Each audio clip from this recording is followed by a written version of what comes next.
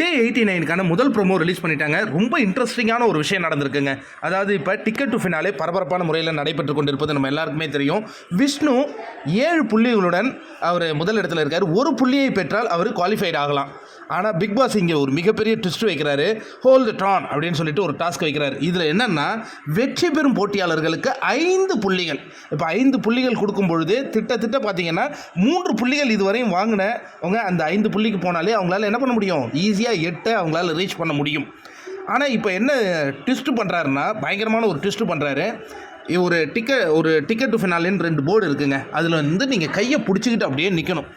யார் அதிக நேரமாக அந்த கையை பிடிச்சிட்டு நிற்கிறாங்களோ அவங்களே வெற்றியாளராக அறிவிக்கப்படுவார்கள்.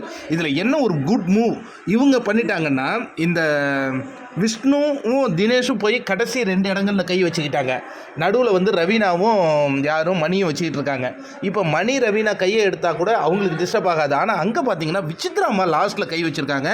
அவங்க எடுத்துட்டாங்க அப்படின்னா அந்த இடத்துல கொஞ்சம் பேலன்ஸ் மாறும் அப்படிங்கிற அவங்க நடுவர்களுடைய உதவியை வந்து நாடுற மாதிரி இந்த ப்ரோமோவில் அமைக்கப்படுது. இப்போ நீங்கள் யார் நினைக்கிறீங்க, யார் 5 பாயிண்ட்டுக்காக அப்படியே நிற்பாங்க அங்கங்கிறத நம்ம பொறுத்திருந்து பார்க்கணும். நிறைய பேர் நேற்று சொல்லியிருந்தாங்க எங்களுக்கு டிக்கெட் டு ஃபினாலே எல்லாம் முக்கியம் கிடையாதுன்னு. ஆனால் இது கேமை பார்க்கும்போது பயங்கரமான விஷயமா இருக்குது.